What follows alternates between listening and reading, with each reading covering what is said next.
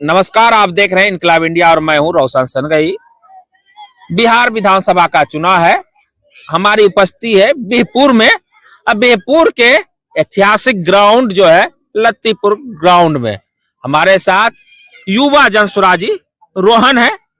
आइए जानते हैं कि जनसुराज जो है बिहपुर में कैसे चुनाव लड़ रही है। रोहन जी, स्वागत है। बहुत बहुत धन्यवाद रोशन जी। चुनाव का समय है और जनसुराज पार्टी पहली बार चुनावी मैदान में है, तो किस तरह चुनाव की तैयारी चल रही है?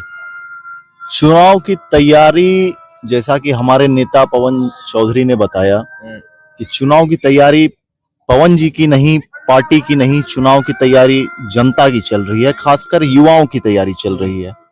आज 10 में से 8 युवा जनसुराज के साथ हैं और वो युवा जो हैं उनको कोई भी लुभावना ये दे के, कुछ भी दे के उनको बदल नहीं पाएगा, क्योंकि उनके नस नस में अब जनसुराज है। और जनसुराज का डेफिनेशन यही है कि जो हमारे माँ बाप 35 साल में इतने प्रताड़ित हुए हैं, जैसा हम लोगों का बचपन बीता है, उस तरीके का बचपन आज का युवा अपने बच्चों को नहीं देना चाहता है। जिस डर में हमारे माँ बाप जिए हैं जंगल राज में, जिस गरीबी में हमारे माँ बाप जिए हैं 2005 से लेके आप लगभग अभी तक मोटा मोटी पकड़ लीजिए 20 साल, उस तरीके से आज तक और राज्यों में नहीं हुआ है। बिहार ही एक ऐसा राज्य है जो 1990 में भी देश में सबसे गरीब राज्य था और आज 2025 में भी बिहार सबसे गरीब राज्य है। सबसे गरीब राज्य है। पर लेकिन नई लेवली पार्टी पर आपने जैसे कहा कि युवाओं में लगभग 70 से 80% युवा आपके साथ, बुजुर्ग की क्या स्थिति है? देखिए, जमाना बहुत तेजी से बदला है। अब जो माँ बाप हैं पहले की तरह उनका वो सोच नहीं रह गया है। लोगों ने भी अपनी सोच को बदला है और अब जो बुजुर्ग हैं वो ये मानते हैं कि अब आज के युवा बहुत समझदार हैं और बहुत जल्दी ही, जैसे ही कोई भी लड़का या लड़की 18, 19, 20 साल का होता है, उसके बाद उनके घर में उनका जो भी डिसीजन होता है उसे सीरियसली लोग लेते हैं, घर वाले। तो अब युवाओं के साथ उनके माँ बाप भी हैं, क्योंकि वो जानते हैं कि इतनी मेहनत करके हमने अगर अपने बच्चों को पढ़ाया है, लिखाया है, उनको इतना समझदार बनाया है, तो हमारे बच्चों की जो सोच है वो गलत नहीं हो सकती है। बच्चों की सोच गलत नहीं होते। एक सबसे बड़ा आज का जो मुद्दा है पलायन है, यानी रोजगार के लिए। तो आप सब क्या रोड मैप है बिहपुर विधानसभा के लिए? बिहपुर विधानसभा में प्रशांत किशोर जी जैसा कहते हैं बिहार के लिए कि हम डिस्ट्रेस माइग्रेशन को खत्म करेंगे। मतलब कि कोई भी मजबूरी में 12-15 हजार के रोजगार के लिए बिहार से बाहर नहीं जाएगा। मैं खुद बिहार से बाहर रहा हूं, नौकरी करता था और मैंने देखा है उस दर्द को, मैंने सहा है उस चीज को कि अपने माँ बाप से दूर रहने का दर्द क्या होता है। आज जब मैं क्षेत्र में घूम रहा हूं, जनसुराज के लिए प्रचार कर रहा हूं, लोगों को समझा रहा हूं जनसुराज की व्यवस्था को, तो बहुत अनेकों जगह पे मुझे ऐसा दिखा कि घर में कोई, किसी का देहांत हो गया है, किसी के पिताजी का देहांत हुआ है, किसी के माताजी का देहांत हुआ है और बच्चा गुजरात से चला है और 2 दिन बाद अब वो पहुंचेगा, उसके बाद अपने माया बाप को मुख्य अग्नि देगा। ये स्थिति हम लोगों ने अपनी बना ली है। ये स्थिति पर है कि जब पहली बार चुनाव लड़ रहे हैं, चुनौती तो कुछ ना कुछ होगा, क्योंकि जब आप पहली बार कहीं जाते हैं, अपना परिचय देते हैं, इंट्रोड्यूस, किस तरह से जनता आपको रिस्पांस दे रही है, जनता को बता रहे कि हम ही बेस्ट है? देखिए, जनता का जो रिस्पांस है वो जनता को लग रहा है कि अब जो है, जिस तरीके से जनता 10 साल, 15 साल, 20 साल से देखती आई है, जो हमारे मौजूदा माननीय विधायक जी हैं और उनसे पहले भी जो लोग रहे हैं, उनको जो जनता देखती आई है, जिस तरीके से जनता को ये लग रहा है कि चलो जनसुराज जो बातें कर रहा है, अगर उसका 50% भी जनसुराज कर देता है तो ये बहुत बड़ी बात होगी बिहपुर के लिए। मैं हमेशा ये कहता हूं, हमारे नेता पवन चौधरी कहते हैं कि बिहपुर में 5 साल में 5 उद्योग लगना चाहिए। अगर बिहपुर में 5 साल में 5 उद्योग लगता है तो हमारे बहुत युवाओं को यहीं पे रोजगार मिलेगा, और युवाओं को अगर रोजगार बिहपुर में मिलता है तो हर घर की आमदनी बढ़ेगी, और जब आमदनी बढ़ेगी तो वो लोग खर्च भी करेंगे उस तरीके से, और जब खर्च करेंगे तो बिहपुर में फिर खुद ब खुद उद्योग बढ़ने लगेगा। अच्छा बोले, जब यहाँ के आपने बोला विधायक जी जो भी यहाँ जनप्रतिनिधि है, क्या उनको सिर्फ कुर्सी प्यारी रही या जो जनता के लिए काम नहीं कर पाए, क्या आपको लग रहा है? देखिए, विधायक जी मेरे पिता तुल्य हैं, और उनके बारे में निजी तौर पर मैं अगर कुछ बोलूं, नहीं, एक जनप्रतिनिधि और आम जनता के बाद निजी तौर पे किसी के बारे में हम कुछ नहीं बोल सकते कि सभी सम्मानीय है, पर लेकिन एक जनप्रतिनिधि और जनता के तौर पे तो हम किसी से वो भी बोल सकते हैं। बोल सकते हैं, बट जिस तरीके का विकास हो जाना चाहिए था अभी तक, विधायक जी खुद इंजीनियर हैं, सिविल इंजीनियर हैं, मैं भी एक सिविल इंजीनियर हूं, नौकरी किया है मल्टीनेशनल कंपनी में, और मैं समझता हूं इंजीनियरिंग को बहुत अच्छे तरीके से। आप अब आज देख लीजिए कि आज जो अपना बांध है, उस बांध का क्या स्थिति है।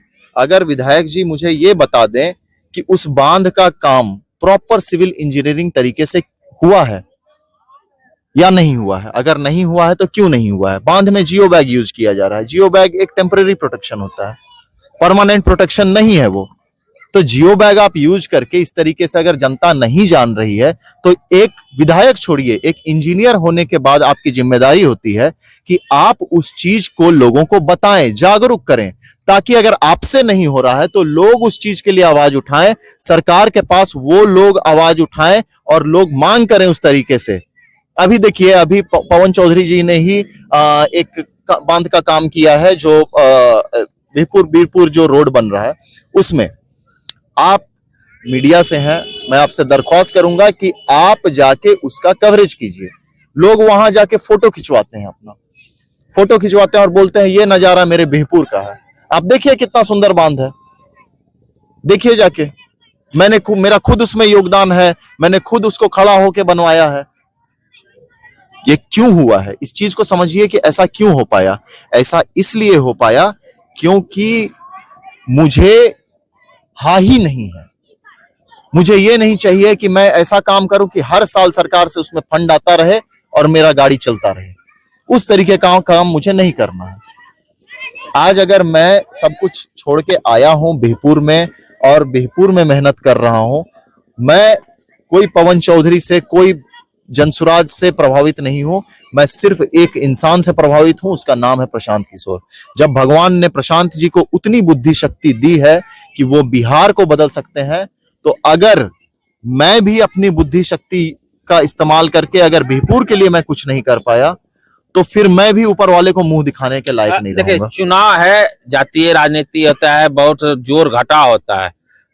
आपका जो है मुकाबला दो से है, एक पक्ष जो सत्ताधीश है, एक विपक्ष जो सत्ता में रहे, और उसके सामने नई नवेली पार्टी कैसे मुकाबला करेगा, थोड़ा सच। मेरे भी साथ जात है, जात की राजनीति जनसुराज में भी है, लेकिन कौन सी जाति है।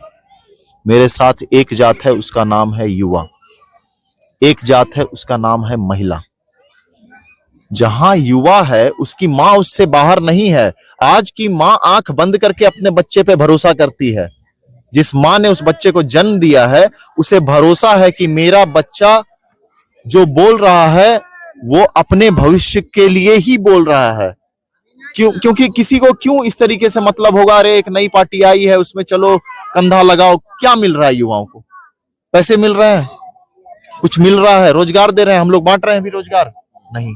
लेकिन युवा इसीलिए हमारे साथ हैं क्योंकि युवाओं को अपना भविष्य दिखता है कि बिहपुर में, बिहार में इस तरीके का व्यवस्था बनाया जाएगा कि यहां से पलायन को दूर किया जाएगा, युवाओं को रोजगार यहीं मिलेगा। रोज सुबह युवा अपने माँ के हाथ की रोटी खा के निकलेंगे, जाएंगे, काम करेंगे और शाम को फिर आके अपने ही माँ के हाथ का चाय पिएंगे।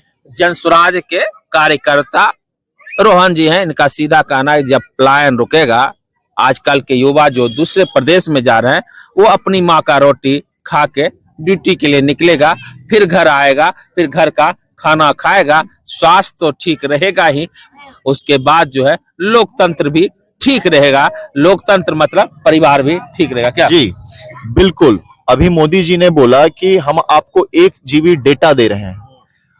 हमें डेटा नहीं चाहिए, हमें हमारी माओ को हमारा बेटा यहीं पे चाहिए। ऐसा नहीं चाहिए, ये व्यवस्था हमें नहीं चाहिए। सीधा रोजगार यदि बात कर रहे हैं, रोजगार दीजिए, वो भी हमारे गृह क्षेत्र में, गृह राज्य में, बिहार में दीजिए। क्या जी देखिए, जिस डेटा की मैं बात कर रहा हूं, आप सोचिए कि जब जो बच्चा गुजरात जाता है और वहां से फिर जब फैक्ट्री में काम करके अपने घर पे पहुंचता है, तो मोदी जी ने डेटा उसी के लिए दिया है कि माँ को वीडियो कॉल करो, अपना शकल दिखा दो, और फिर माँ उधर से पूछती है कि बेटा खाना खैल है? नहीं गे माँ, अखनी रोटी बनेबे, सब्जी काटना चाहिए, तब बनेबे तब खैबे। माँ बेटे की दूरियों को खत्म कीजिए, बिहार में रोजगार लाइए, यही मुद्दा है इस बार विधानसभा का, या कहिएगा लाखों युवाओं के लिए। लास्ट में रोहन जी, आप अपनी जनता से, बिहार वासियों से क्या अपील करना चाहते हैं?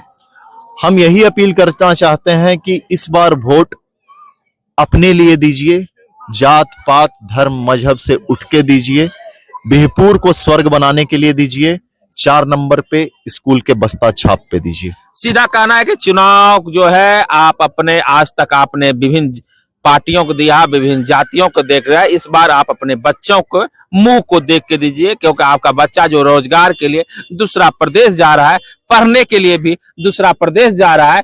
इतनी सालों में सरकारें रही पर लेकिन हमारे मुद्दाओं को सरकारों ने नजरअंदाज किया। यदि उसको चाहते हैं कि यहाँ वो काम हो, तो वोट रोहन के अनुसार जन स्वराज को दीजिए। वीडियो कैसी लगे कमेंट में बताइए, वीडियो अच्छी लगे तो शेयर कीजिए। तब तक के लिए जय हिंद।